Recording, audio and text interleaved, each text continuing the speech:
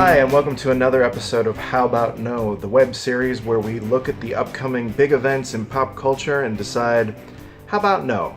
How about I go see something better instead? I'm your host, or whatever, Justin Remer, and today's topic is the upcoming Steven Spielberg adaptation of the Ernest Cline book, Ready Player One.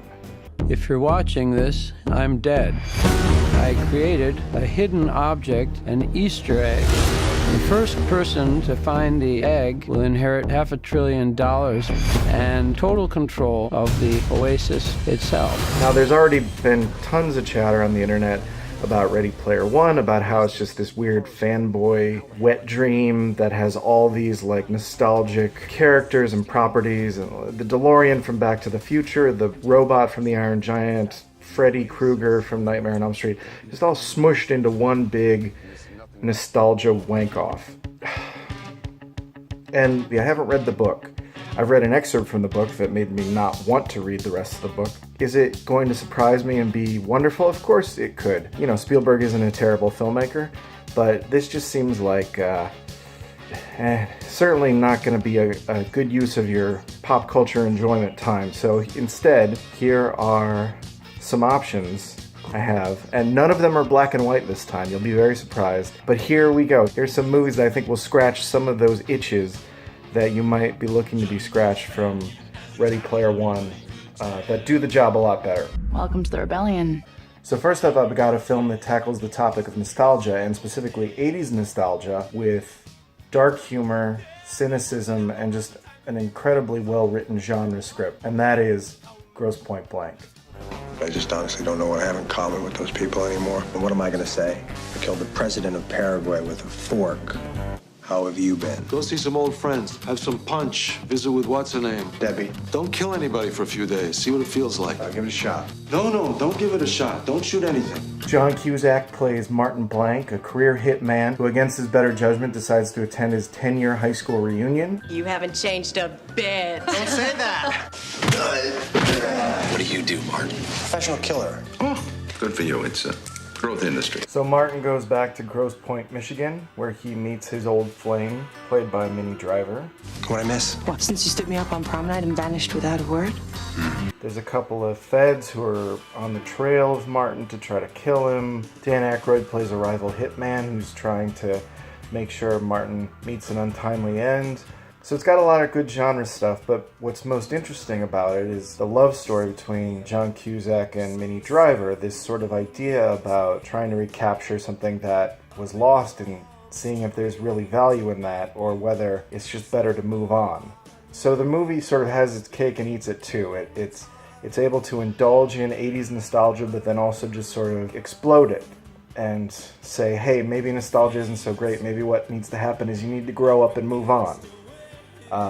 Which is maybe the most healthy way.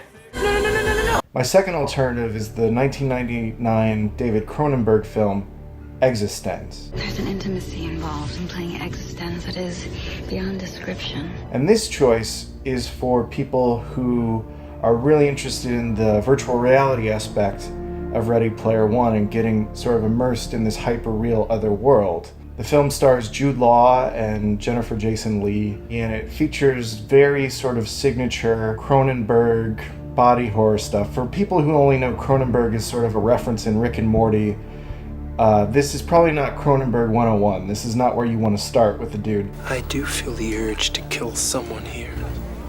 Who?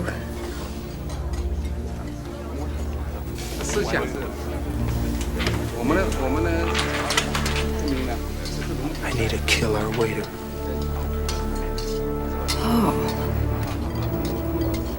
The controller is just almost like this living being that you have to plug into your spine, and it's very sexual. It's very Cronenberg-y. Yeah. Now, I had a little trouble coming up with a third alternative. I was thinking it should be some sort of like race movie where people are trying to follow clues to like get to a goal. And there have been a lot of them. There's, of course, It's a Mad, Mad, Mad, Mad World, which is sort of the granddaddy of that. There's Rat Race, which is kind of almost a complete remake of that. But fitting in with this sort of 80s nostalgia vibe of Ready Player One, I think that the person that's going to skip Ready Player One would be very satisfied watching 1980s Midnight Madness. Allow me to explain why I've gathered you all here. The 5 of you are invited, more accurately challenged, to compete in my latest creation, the ultimate game, which I call the Great All-Nighter. Each of you will act as a team captain and select your own crew to participate in the game, which will be played in the following manner. Now, Midnight Madness is not a cinematic work of art. In fact, when I was looking it up to do a little research for the blah blah blah I'm doing right now, I hit upon a video that referred to it as my favorite bad movie. Now, I don't think it's a bad movie, and I don't think it's a guilty pleasure movie. It's just a silly, fun movie. In a nutshell, a bunch of teams are set on this ridiculous scavenger hunt overnight. There's 5 teams. One of them is led by the guy who played Flounder in Animal House. One of them is played by the guy who's the werewolf in An American Werewolf in London. Michael J. Fox, in his first film role, shows up in it. There's that one nerdy guy whose name I always forget, but I'll find by the time I edit this together. I scared you, didn't I?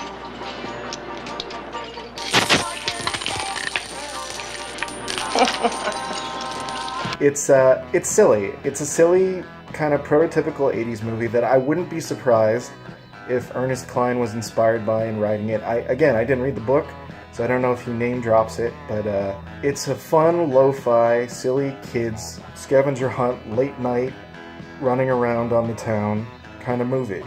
There's not much more to say about it. Tiger Beefy? I like to wrap up every episode with a segment called Hey You Got Me, which is the moment where I sort of take a breath and say, okay, not everything that's sort of aimed at the mainstream in pop culture is terrible. Some of it's actually pretty good. And today's Hey You Got Me is The Joel McHale Show with Joel McHale. The Oscars were last weekend, and so, of course, we're going to kick things off with The Bachelor. That makes me happy.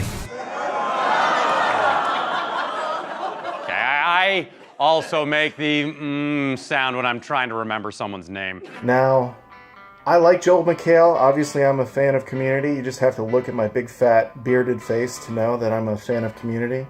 I'm not a fan of those sort of Tosh.0 shows. I mean, I'm not a reality show fan, and so laughing at people in reality shows just kind of doesn't necessarily interest me, but I should have given it a shot because it's pretty funny. The Joel McHale Show with Joel McHale, which is essentially just the soup again, makes me laugh. Why? Because they use masterful sketch artists to really bring the ghosts to life. Oh my. Oh no, the poor couple is being haunted by a cartoon chef from a pizza box. It's a good time. So if you have Netflix, check out The Joel McHale Show with Joel McHale. What are the rules? It's obvious! Well, that's it for this episode. If you like what you heard, or if you didn't, please comment on the video and tell me how terrible it was.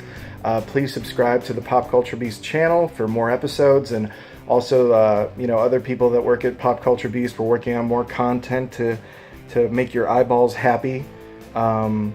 You can follow me on Twitter at Bottom of Q, like a Netflix Q. You can follow me on Instagram at Duck the Piano Wire, which is the name of my band. And just read the stuff that I write on popculturebeast.com. This is Justin Remer saying, when someone offers to feed you garbage, say, how about no?